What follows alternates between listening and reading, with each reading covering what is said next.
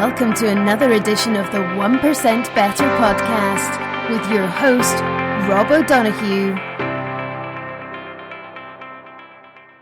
Hey folks, welcome back to the series on emotional intelligence, and this is the second part of the focus deep dive into self-awareness. And in part one we touched on what it is, the difference between awareness, self-awareness, self-consciousness. Have a check of that if you haven't, but we're going to go straight into why self-awareness is important and what are some of the benefits. And again, as I've talked a lot about the content that Daniel Goleman puts together, I will keep that trend going and call out some of the stuff he put in around self-awareness. So he says self-awareness is the key cornerstone to emotional intelligence, and it's definitely the foundation. I've talked to a lot of experienced coaches and practitioners of a lot of focus around emotional intelligence, and they all tend to say self-awareness. If you can get that right and work on that at the start, you will benefit greatly, and it'll help you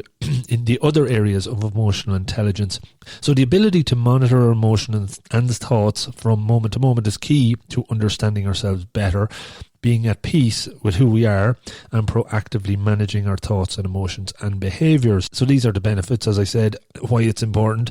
In addition, self-aware people tend to act consciously rather than react passively, and tend to be in good psychological health and have a positive outlook on life, or potentially more optimistic.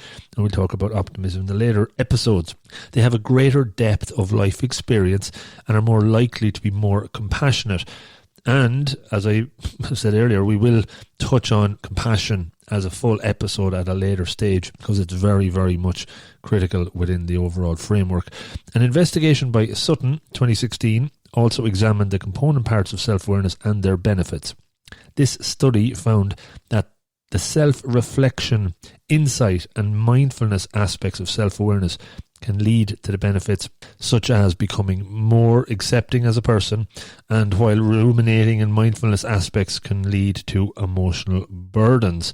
So a number of researchers have shown self-awareness as a critical trait for success in business, and in a study undertaken by Green Peak Partners and Cornell University, and I will share links, 72 executives at public and private companies were studied. They all had revenues from 55 million to 5 billion, and it was found that a high self-awareness score was the strongest predictor for overall success. So I'll just say, strongest predictor for overall success. That's a pretty good indictment of developing the self-awareness skill set. More on the importance and some benefits. From another article, becoming more self-aware can help you proactively manage your thoughts, emotions, behaviours, rather than allowing them manage you. Self-awareness is the first step to goal setting. If you're self-aware enough to know your strengths and weaknesses, you'll know which goals you need to set and the strategies that will help you achieve them. Furthermore, this consciousness of your own actions and feelings will help you better understand others, and you'll develop healthier relationships. Self-awareness won't fix all your problems, but it's certainly a big step forward and a big improvement. So let me run through some benefits here that have been called out that I've extracted from the research. The biggest benefit to being self-aware is that it allows us to better choose our own mindset, and in turn put something positive despite negative external factors happening. Someone who is not self-aware encounters obstacles, sometimes the same ones repeatedly, and doesn't understand why. Maybe that whole doing the same thing over and over, expecting a different result, might mean you're not that self-aware. I'll continue. Someone who is considered self-aware examines themselves honestly to get to the root of their problem. A self-aware person examines their reality, maybe admits they ramble too much, don't listen enough, aren't exaggerating or being present enough. They're very aware of their flaws or weaknesses and are confident enough to articulate them or tell other people about them, when in many instances those that aren't self-aware might be aware of some of these deficiencies but are certainly not in a good place to actually talk about them. I think that probably takes too much out of them, and the ego potentially comes into play then as well. As it relates to external factors, Can we control how we react to those external factors? This is an important part of self-awareness. In order to control how we react to external circumstances, we need to know exactly how our internal states, preferences, resources, and intuitions work. How do external circumstances affect our state of mind? Knowing that, tuning into that, allows us to react or act and react differently to the different external factors. We can then decide whether or not something makes us sad, angry, or agitated. We can take control of that rather than the external factors controlling how we feel. Yes, absolutely, it might not always be easy, but this is one of the biggest benefits of being self-aware, being able to control those external factors and how they impact you or not. Anticipating how certain events will influence your state of mind, a higher level of self-awareness enables us to predict how certain future situations will influence that state of mind. And again, are you thinking about something coming up tomorrow, next week, that is ruminating and pulling you in a negative place, and you're playing that through over and over and over again without actually it happening? And that might just keep going around and around in circles. You're not, maybe, you know what's happening, you're not that self-aware of it, or you're not predicting in advance of how to maybe make that go in a different direction. You're spending too much energy on it. If that triggers anything, maybe it's an action you'll need to take, and we'll talk about actions later. Not only just external factors, but understanding the people around us. So self-awareness allows us to better understand the emotions of the people around us. Think about it for a second. If we are not even aware of our own state of mind, how can we possibly grasp how people around us might react to certain events? With self-awareness comes better knowledge about certain types of people and how they might react to certain events.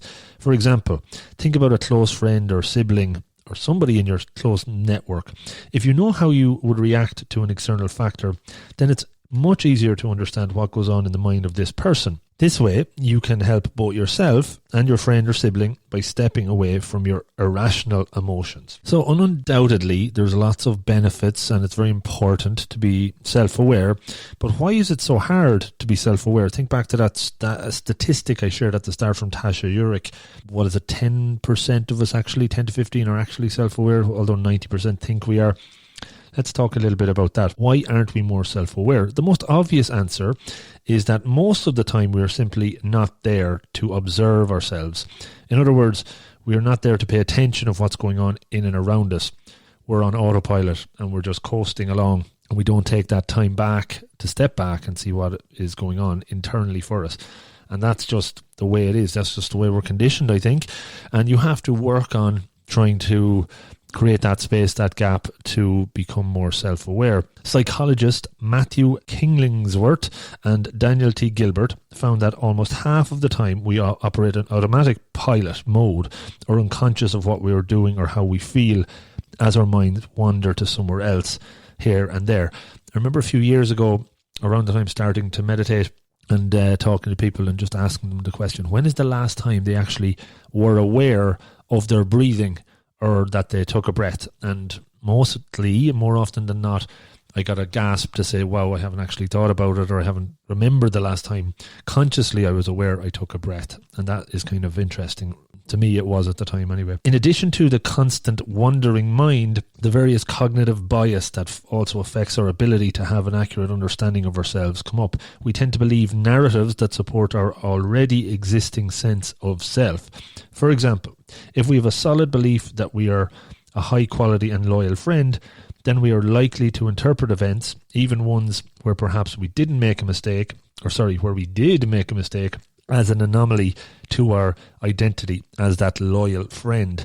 The idea of confirmation bias comes into my mind there when you're pretty sure you're right and you're looking for the facts and information and data to back that up, even though the situation mightn't be the right way that you see it, or the way you see it isn't naturally the right way. So you're really looking to confirm your belief system, and that happens a lot. I see that a lot in lots of relationships and networks of people that I have been interacting with, and it just It's common. This pre-existing belief about ourselves might influence how we handle the aftermath of, say, forgetting a lunch date with a friend, as just an example. And then just a little bit more about confirmation bias. This can trick us into searching for or interpreting information in a way that confirms our preconception of something. Have you ever had that feeling when you've accepted a job offer but are still looking for extra assurance that it's the perfect job fit for you? This is confirmation bias in its finest. Furthermore, the lack of the willingness to seek feedback could also work against us if we want to have a more holistic view through our eyes of others. Like, are you open to feedback? Can you take on stuff that doesn't align with your view of the world or how you see things, that you're not open to it? And that is blocking things out massively, and you really should take that on board, let it settle, and look at things from a different perspective. It's not easy by any means, and it'll challenge you and push you outside that comfort zone, but that's how you're going to grow. If we want to cultivate our own self-awareness, how do we reconcile that with these psychological tendencies where we only acknowledge certain versions of ourselves? It is not easy, but there are some options out there. And one example I'll just mention here, Daniel Kahneman is the Nobel Prize winner. The book I mentioned earlier, Thinking Fast and Slow, and he has a TED Talk that definitely is worth checking out. He's Nobel Prize for behavioral science contributions. And in his TED Talk, he explains the difference between the experiencing self and the remembering self, and how this affects our decision making.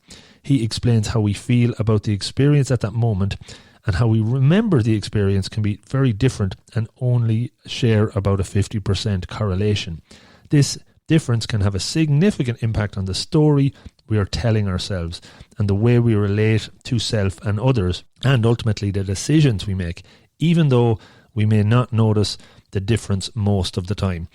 There's a blindness going on there, and if we don't work on it and don't become more aware, we just will keep slipping into that autopilot mode.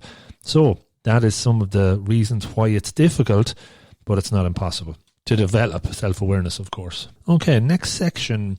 I thought it might be interesting to go into a few other concepts and just scratch the surface of these, obviously. But if you wanted to learn more, you have something to start yourself off with. The first one is called metacognition, and again, all related to self-awareness. Metacognition, this is a tool, I guess, that you can use. Engaging in metacognition enables you to develop a deeper understanding of what makes you different and special and what holds you back. For an analogy, think of wine. In addition to studying a wine's hue, aroma, taste, connoisseurs study its terroir. Now, my French pronunciation is definitely not good. And that means the extent to which the vineyard's environment of the grapes influences the wine. Metacognition, is the quote, is the tool we use to pull the best of our essence into our own expression of humanity. Like wine, your environment shapes your development. When you're an infant, your mind is a blank slate. What you see, hear, do, learn in your formative years molds your cognitive schemas, the policies and procedures that rule your thinking. Metacognition shows you what makes you unique by helping you understand the essence of me. It rests on three principles. Experiences create cognitive schemas. Your experiences are unique to you, and no two people construct the same schema, even in identical experiences. And a final quote on this: the power of understanding yourself is not a moment in time, but an elaborate process of spanning your entire life. That's just a little sample of what metacognition is about, and definitely probably quite detailed and quite involved there, but something maybe to Google and see if you want to get more about that. The next, I suppose this is a term that I use a lot, and it's something that sticks with me and a lot of people get some use out of. It puts them a little bit more aware, and it's around this term called the locus of control, and it's really tying back to knowing yourself, tying back to being more self-aware. Your locus of control is either internal or external. An internal locus of control comes from believing that you control your life no matter what happens. People with an external locus of control believe that they're victims of life's events. They relinquish control over their lives. and no one can go through life unscathed for sure. So if you have an external locus of control, you might hear somebody talking about something bad that happened, that the weather was terrible today, that's why I was late for work, or my boss stuck it to me today because I didn't do this, that and the other, but he's only having a bad day and he just wanted to make me feel worse. They're blaming everything but themselves. They're not taking responsibility for it. And if, even in its simplest terms, if you just listen to how somebody speaks and how they describe certain scenarios and events, you'll very quickly pick up on their either external or internal. Internal, absolutely, I failed my exams, but that's because I didn't study hard enough. I didn't put the effort in. I didn't really work what I should, but I'll do better next time. I take control. The boss gave me a hard time today because I certainly wasn't performing to my best capabilities, and he was right. He could see this, that or the other that wasn't happening for me, and I needed that kick up the backside as an example. Just some quotes around it. An external locus of control makes you a victim in life. An internal locus of control heals your life. We don't get to choose all that life will serve to us, but we can choose how we respond to that offering. To live a life of superficial awareness, self-awareness, and be quite content in doing so is literally being blissfully ignorant. And I think there's so much around locus of control, but at its very core, it's internal versus external, and which way do you see the world? And you absolutely can change from external to internal and take more control and take action to do so. And I think that will work well for you if you are willing to take the effort and put the effort in. And one last concept that I'll share with you, it's about self-awareness and how it depends very much on our physiology. It's from a guy called Alan Watkins, and if you Google vertical development Alan Watkins, you'll get more on this. I'll just read a few paragraphs. Mastering your emotions takes time, practice and effort. It requires vertical development up a 10-stage ladder of consciousness. The first 3 stages, which are awareness of body, emotion and ideas, come automatically. At level 4, you begin to define yourself by society's rules and norms. Many people stay at this level, though they experience levels of 5, which features abstract thinking and contemplation of life outside rules and norms. Most people can't navigate this stage. They slip back to level 4 and obey the rules. The quest for meaning may return some years later. Some may face a crisis of disillusionment and numb their disappointment with alcohol or drugs. At this point, a few may abandon level 4 rules and reach level 5, where they can mature further. Complex systems, this is a quote, cannot be understood simply by understanding each part of the system, because the whole is always greater than the sum of the parts. And more over the last few years, as I kind of dive deep more into this sort of work, this idea of a system becomes more and more apparent, that we're all in our network as part of a system. In an organization, you're part of a system. In a team, you're part of a system, and you all work together, and you know how you interact and how you connect with each other all has a massive impact on the overall system and performance. I'll get back to this script here. Not many people evolve to the 6th level of the 10 levels, where they have to complete ownership of their own feelings, or take complete ownership of their feelings. Reaching this level can lead to exhilarating freedom. At level 6, you become more integrated and authentic. To reach level 7, though, you transcend. Consider how the Dalai Lama or Nelson Mandela disregarded their own personal needs and disarmed others with generosity of spirit. It's like an enlightened space, I guess, from what he's explaining it here. At level 7, you become all you aspire to be: compassionate, giving, empathetic and loving. At this level, leaders can transform teams and organizations.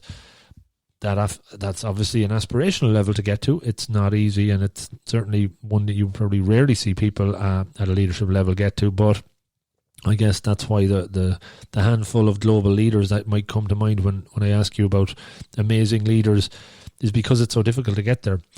Another quote: commercial success is critically dependent on the ability to build good quality relationships with anyone, even if you don't like them. Powerful. At level 8, you experience unity as you connect the forces larger than yourself together. At level 9, you no longer think about unity, you simply experience it. Okay, maybe this is more enlightened levels. And finally, at level 10, you are no longer defined by concepts of time.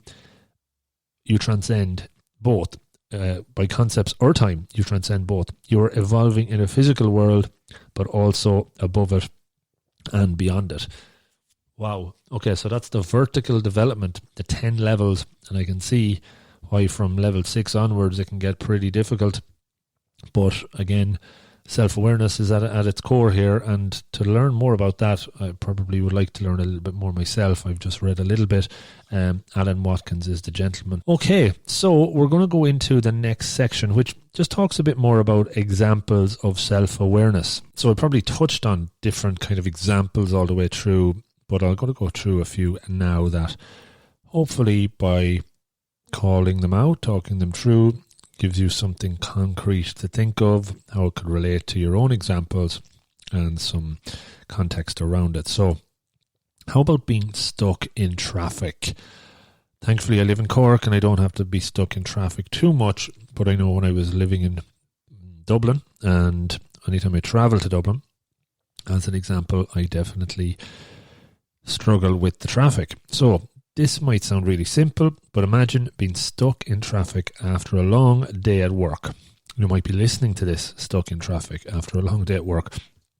If you are not familiar with the concepts of self-awareness, you might feel bummed out about being in traffic. And that would be that. Not much else you could do.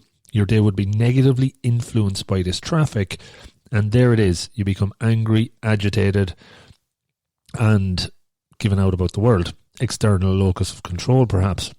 Now, think about the same situation, but then add a sprinkle or a big dollop of self-awareness. Sure, you still don't like being in traffic. Being self-aware will not magically create an eternal smile on your face by any means, but it allows you to look further than just the direct effect of being stuck in traffic. When you are fully aware that being stuck in traffic is not something you enjoy, then you at least have an option to change the way you react to it. You can actually decide that being stuck in traffic will not bother you. You can decide to focus on the positive things that are still happening in your life. Instead of feeling bummed about being stuck in traffic, you can choose to remain happy by thinking about the things that make you happy. How does that sound? It's a choice, and it's one you can make in a conscious, self-aware fashion. How about number 2 here? Binge watching. So this is probably ironic because I've hopefully released all the first set of these episodes all in the same time, and I'm encouraging binge watching or listening in this instance. But here's the example anyway about self-aware. Some people can spend an entire day binge watching a series. I've done it myself many a time. I'm doing it at the moment with Line of Duty. There you go. Binge watching can have a lot of fun side effects and a great way to pass the time on a rainy day, a rainy Sunday in this instance, as it is pelting down outside.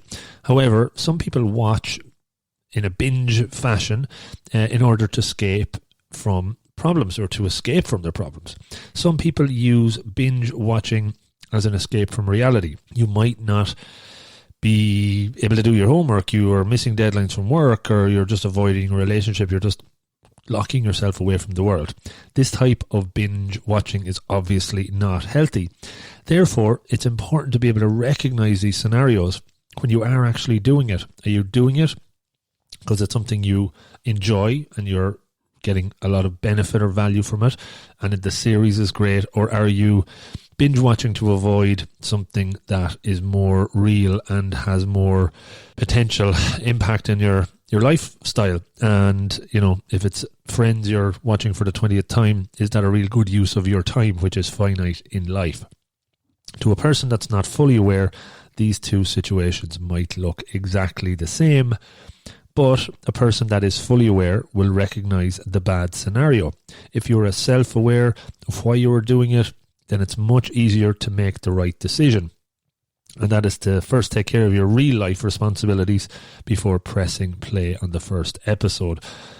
And once you know that you've accomplished all your goals, and you'll enjoy the binge watching so much more, because then it's pure entertainment instead of a form of procrastination. So it is procrastination in lots of ways. You're procrastinating doing lots of other things by doing this thing.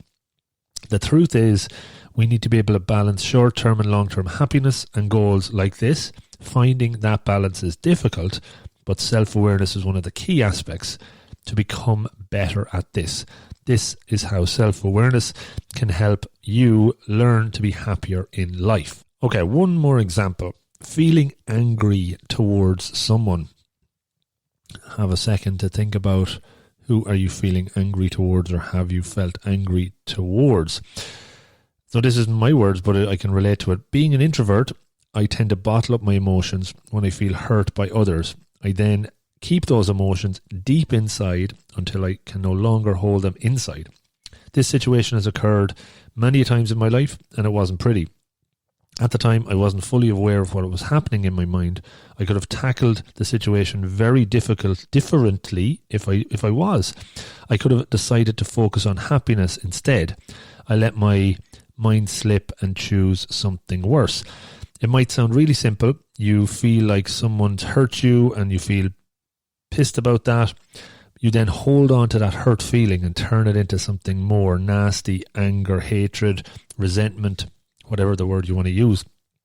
That's pretty normal. It's a normal enough behavior. People do it all the time. But it is still important to be aware of what's happening. Someone that might not be aware of this anger and hatred might lash out and explode. That would over-amplify the negativity, as emotions like these tend to increase in a heated situation. Have you been in a situation where this sort of scenario has played out? You stewed and let it, I think you can call it brooding on it, and bottled on it for a long time, and then it came to a head. Knowing about these emotions and how the anger and hatred towards somebody else might grow will help you control them so much more. So taking action early, not letting it build up inside, not letting it combust, is probably definitely the best way to go.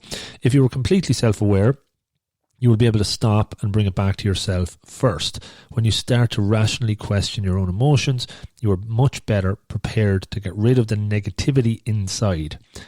Are you really angry at the other person, or are you reacting to your own insecurities and fears? Why do you actually need to say hurtful things? Literally, what's in it for you? Do a what's in it for me check before saying those words, be it over text or in person. What value will come out of it? Play out the scenario. How do you think you'll feel afterwards?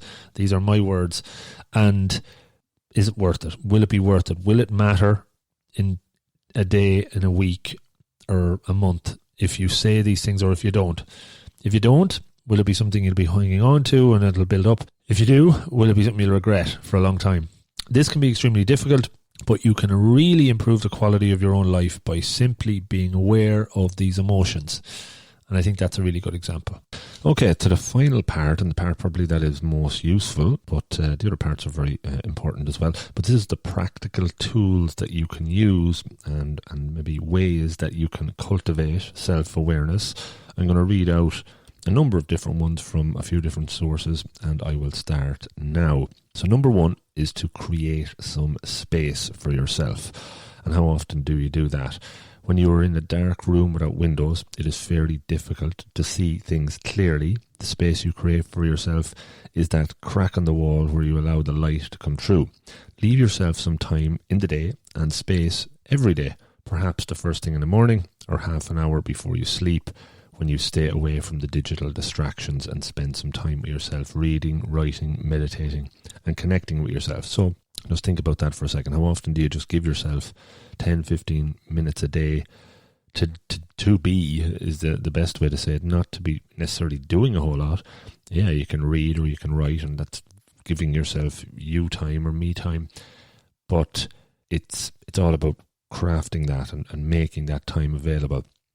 And sometimes the simplest way is get up that little bit earlier. I find, certainly when I started to do a bit of meditation every morning, the reasons I used to fall off the wagon was because I just didn't get up in time. And initially then I kind of gave myself an extra 15 minutes a day and then brought it back to an extra half hour a day, getting up early. So you're not chasing your tail straight away and you've dedicated that time to it. So it's very important. Number 2, practice mindfulness. And mindfulness is the key to self-awareness as defined or referenced by many self-awareness experts. There's one gentleman called Jon Kabat-Zinn. He defines mindfulness as paying attention in a particular way, on purpose, in the present moment, non-judgmentally. And through mindfulness practice, you will become more present with yourself so that you can just be there to observe what's going on inside and around you. And again, it's not about sitting in a lotus position or cancelling out your thoughts. It's about being aware of those thoughts coming in. If you're sitting there, being aware of the kind of madness that can come in and watching it pass by and not connecting to it, not latching onto it, not jumping onto the taxi journey that is coming through of madness, and just letting it go and try to not judge it. You can practice mindfulness anytime you want through your mindful listening, mindful eating, mindful walking, and I'll put links to some of the episodes I did on mindfulness in the last few years.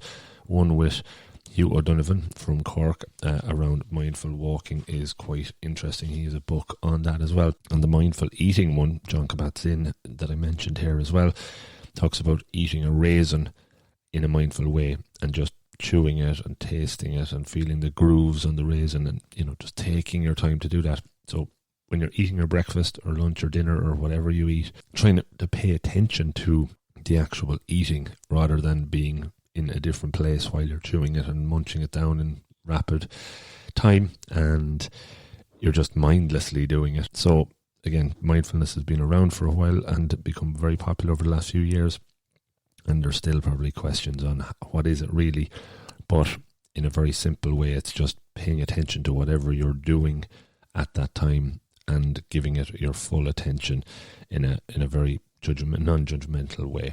Number 3 is keeping a journal. So writing not only helps us process our thoughts, but also makes us feel connected and at peace with ourselves.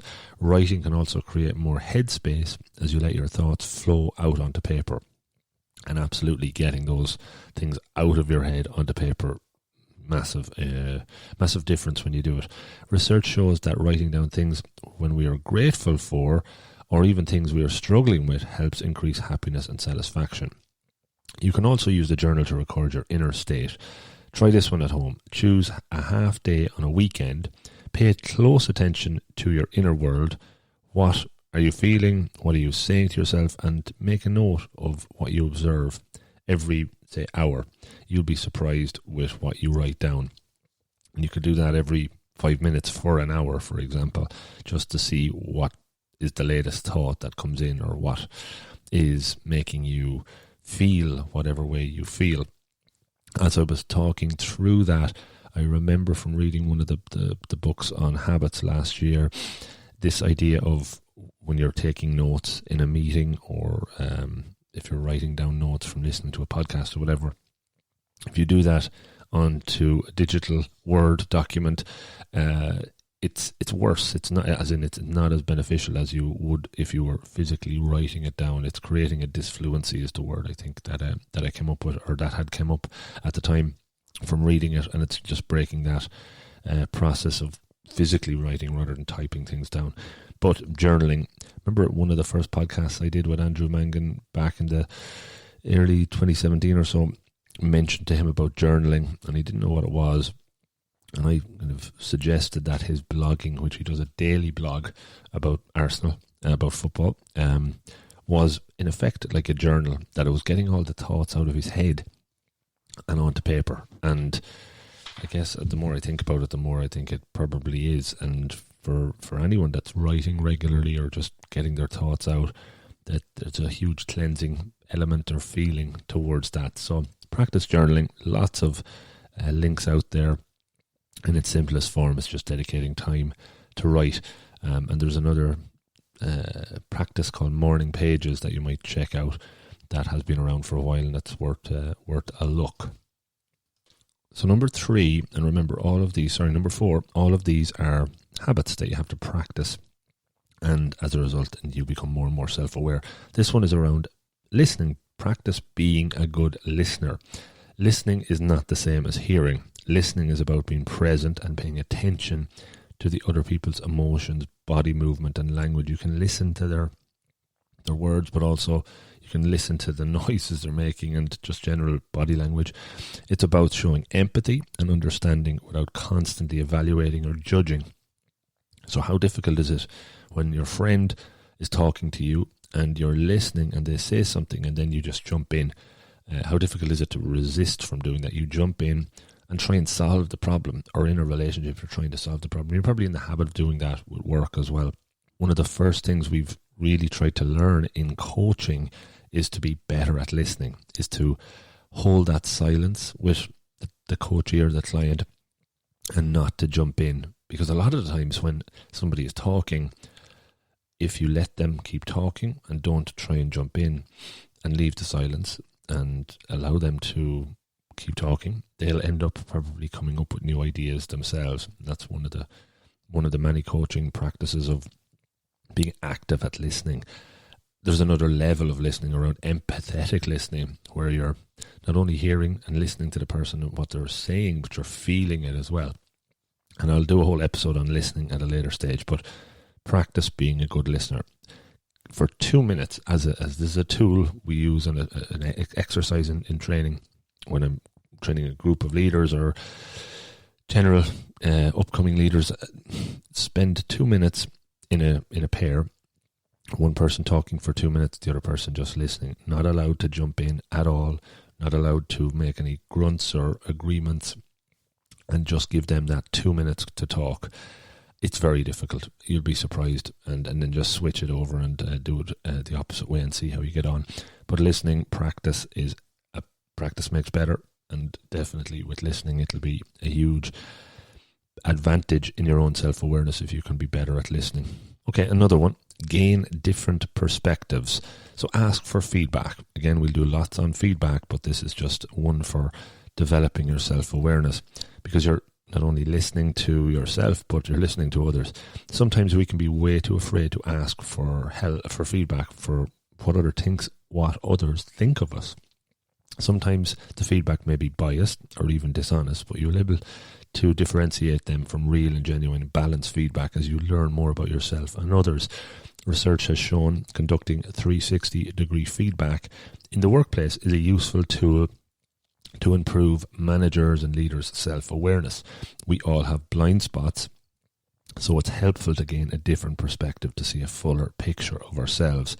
And again, I think I'll do a full episode on feedback, and one of the upcoming episodes when we talk about assessing our level of emotional intelligence, or EQ, which is an interview with John Broderick around assessment tools. We talk about 360 feedbacks there. So if you're familiar with 360 feedbacks, if you've ever got one, you're getting feedback from your manager, your peers, from people you've worked with, from just a good rounded view. And it's interesting to see if a lot of that tallies up and if there's a consistent feedback, because that's good. And then that's where the blind spots come out. So definitely feedback is an excellent way of developing your self-awareness, because you're really seeing what others see of you, what you typically don't. I mentioned Tasha Eurich's work earlier, and I've just taken a couple of paragraphs from an article she wrote on how to become a self-aware or more self-aware. So I said I'd read that out. And as I said, there'll be a full interview with Tasha coming up. So how can we become more self-aware? There are two aspects to address: internal and external self-awareness. Eurich says, internal self-awareness is an inward understanding of your values, passions, aspirations, and external self-awareness is about understanding yourself from the outside in. That is, knowing how other people see you. She writes in Insight, that's the book. Surprisingly, people who are externally self-aware don't necessarily intend to be internally self-aware, which is eye-opening in a way. Difficult to be both. Research has shown there is no relationship between the two. To improve external self-awareness, Eurich suggests finding a loving critic at work. Going back to feedback again here. Find somebody who wants you to be successful and will tell you the truth without any sugarcoating. So maybe this is where a mentor comes in. Don't try and ask all your colleagues for feedback. That can be overwhelming. Take one colleague out to lunch, letting him or her know in advance what you're looking for, And to drive the conversation, Eurich suggests asking what's the thing you see me doing that's helping me best contribute to the team or organization? And then second one, what's the thing I do that's distracting from our success? Interesting stuff. And again, it's feedback and listening. Those two that are the superpowers if you want to develop self-awareness. It would seem it's cropping up in most of the research. And again, it's quite simple. We've listened all our lives, but really focusing in on that, and then the feedback piece. Definitely in my career, in managing and coaching people, feedback can be tricky. Some are point blank don't want it, and others really, really want it, but then may not do anything with it. So it's really trying to find the balance of taking it on board and working with them to put an action plan together of what comes out and what then they can work on to become better in whatever specific area. And that shows the commitment.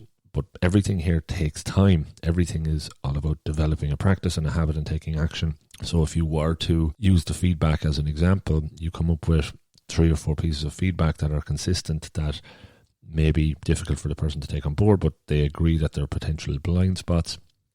Then you're looking at what are the steps they can take to improve that. And if you're sitting at home listening to this and you're picking out, you've got your feedback and you're picking 1 or 2 things to work on, then it's what can you do in the next 15 to 30 days to kind of make an improvement on that, and then in 30 days time measure it. And maybe you get your buddy or whatever mentor you have, or even a coach, to hold you to account for those 30 days and then check back in with you, because that's where the real change happens, when there's an accountability element, and it happens over a period of weeks and months rather than just a click of a fingers and overnight. That definitely doesn't work. And that's one of the biggest things I suppose I have to get across when I'm coaching people, is change typically takes time, and for this to embed and ingrain, it takes effort as well. Here's a few more bullets that I said I'd share. So about self-awareness, a few other tips on how to become more self-aware. Find what triggers you to be self-conscious. Once you've identified exactly why you feel self-conscious, start challenging those thoughts. Self-consciousness often stems from feeling unworthy and insecure and constantly worrying what other people think about you. So what are those triggers? As you kind of sit back and see, I've become self-conscious, something's happened. Think about it for a few minutes. What was the one thing that somebody said or you read to make you feel that way? Maybe something you saw online. There's definitely something. It's about just probing into it and trying to find it and being honest with yourself. Realize that as much as you believe that everyone is focusing their attention on you, they're all more preoccupied with their own lives, hardly noticing or thinking about you. And this one is very apt, I think, very true. And it comes up a lot for me as well when I'm ruminating or worrying about something that I'm concerned how this person will take it or what they're thinking of me, or, maybe would have done a lot more of that in the past. The truth is, are you sitting in a room looking at somebody, judging them all the time and passing dispersions on them? Chances are you're not, and you're just too caught up in your own stuff. And most people are like that as well. So it's kind of being aware of that, knowing that, and know that they're not spending overt amounts of time thinking about you and what you're doing. So, give yourself a break there. Learn how to be more confident. Visualization is very important here. Visualize yourself in a situation where you feel confident and loved and not worried about what the world might say about you. Just try and enjoy the moment. And visualization gives you that kind of view of what things can look like if you want them to go that direction. And by doing it, you're creating a story, a narrative, and then maybe when the actual real scenario arises, you're more prepared, and that definitely works well. Just some other tools and examples, I guess, that I can share. One in particular is called a whole life grid, and I might have mentioned this one before, or definitely did a 1 Minute Monday on it, so I can put a link to it. But it's a 9-box grid that I took from the book Feel the Fear and Do It Anywhere with Susan Jeffers, one of the first self-help books I read. And it's really about taking a step back, looking at the 9 boxes and putting your whole life in each of the boxes. So if you were to break up your life into 9 boxes, what part would each fill? And would you be able to fill all 9? So if I said family and work and exercise and self-care and reading and sleep, and are you able to put the 9 in? When I've done this exercise with groups in the past, people struggle to get beyond 4 or 5, and it is a real eye-opener for them to say, wow, I don't really have a very balanced life.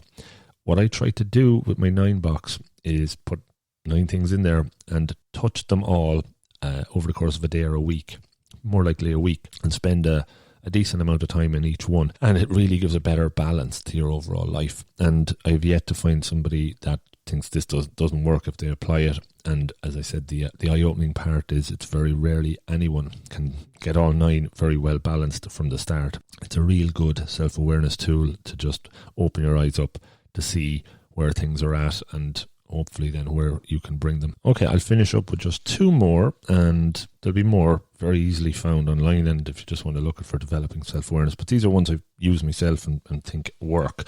There's this one called Draw a Timeline of Your Life.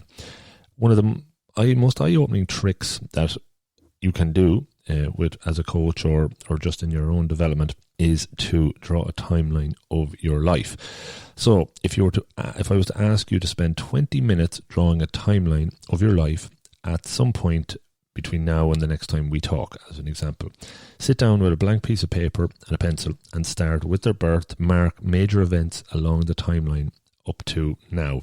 Specifically find and pick events that had a big impact on them, even if they were big or small or positive or negative, but document them, write them down. Typically what happens is people will come back and say similar versions of this, that sounded like a crazy stupid exercise, but I was shocked at how much I realized about myself. Many people come back, get it with a new sense of perspective on especially distressing or difficult time. Seeing it in that specific context just stands out for them. I've recently done this with myself in a kind of a PowerPoint presentation that I've done. I did the timeline and then kind of put together a story, a journey of lessons I've learned in my career and decisions I made that brought me in different directions, and other things that came in to my life that made things go in one way or another.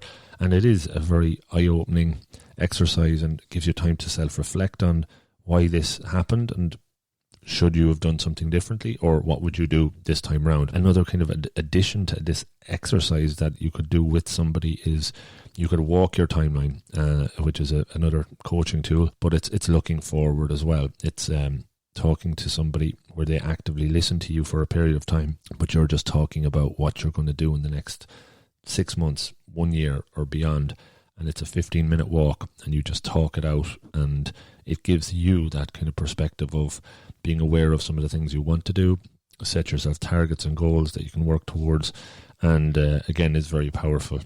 But again, I'm not going to go too much more into that one. Maybe draw your timeline of your life and see what comes up. And the final one is all about clarifying your own core values, or what is very valuable or important to you. I will put a link in this. I created a 7-step process that is loose, but you can use it, and I have a podcast version of it recorded as well. And it's how to define your core values and to make them stick. And it's really about getting to know yourself, and that is a huge part of being self-aware. So what are the most important things in your life? Why are they important? And once you've identified those and understand why, you should then be able to use them to make decisions going forward, be it the decisions about work or your family life or whatever it is. You can bounce your decisions off those set of values, and it can give you greater clarity and help you make those decisions as you go along life. It is very, very important and useful. And most will say that their values don't change that much. You can have new values, or some become more important than others over time, but having them documented, having them clear for yourself, and being able to tell somebody what your 5 or 6 core values are is very important. And I stress 5 or 6 because through the exercise, through the process, you'll work those down into a smaller subset and get more honed in on the ones that are most important. All right. I can't believe that I spent 50 minutes talking on this one, and the other one was probably 30. So you've got a lot of stuff hopefully going on in your head after listening to me for this period of time about self-awareness. I hope it's useful. Lots of ideas, things that you can take away. What one thing will you try? I guess if you took one thing out of this session, one thing out of this podcast so far, what is it, and what one will you commit to making an effort on, be it on your own, or maybe reach out to somebody and work with them on it. I guarantee you there's value to be gained from it, but again, it just takes a bit of effort. Over time, you'll see the benefits, trust me on it. In the show notes, I'll put in some of the links to the different articles I referenced and some of the names of the books I talked about and TED Talks as well. The next episode will be all about emotional intelligence assessments, getting a good baseline of where you're at emotionally from an EQ perspective, using different reports, and it's an interview with an expert in the field of emotional intelligence assessments, or what we're calling in the actual interview emotional capital reports, which I use regularly for getting that baseline. So there you go, that'll be out probably now as well, as I released a bunch of these at the same time, but if not, it'll come very soon. Thanks for listening. Please do get in touch if you've taken something from this or have any questions. We can go into more detail in any of these areas, and I would always appreciate hearing from you. I will listen. It's part of what I try to do.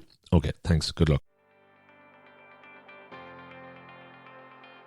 Hey folks, thanks so much for listening to the show. If you enjoyed it, could you please consider helping me extend the reach of the podcast that a little bit further? You can do that in a number of ways. The number one way is to subscribe on your app of choice. This helps me with the chart ranking, leading to more folks stumbling across the podcast and checking it out. You could also repost it on your social media channels. Any of them would be great. And maybe even tell a friend in person or over the phone. Pick up the phone, give them a call, and tell them about the 1% Better podcast. Tell them about this episode or one that you've heard in the past. Any will do. I would really appreciate it. In the last year, we set up a 1% Better Slack community, which you can join for free and interact with me and other members of the community and improve through holding each other accountable and sharing monthly challenges. It's a lot of fun. Check it out. I'm into season 4 of this incredible journey, and the more of these interviews and solo shows that I research, record and share, the better I believe that they get, and more loaded with actionable takeaways that you can learn from. I know I've learned so much from it so far, and it's always really, really fulfilling and rewarding when I hear from you on what you took from it. So do reach out, rob@robofthegreen.ie. And of everybody that listens, 90% listen and enjoy, but only around 10% actually take action, write down takeaways and put them into practice. I am convinced that if we can move that number a bit higher, the listeners will not only make steps forward towards their goals, but they will be more fulfilled and happy and better. Change doesn't happen overnight. It is hard, but it's all about taking the first step, whatever that is for you. You can absolutely do this. Make a plan, be deliberate, take action. Don't overreach. Start with those small incremental improvements, and over time you will see great progress. It's all in the pursuit of betterness. So again, thank you so much for listening. Good luck and stay safe.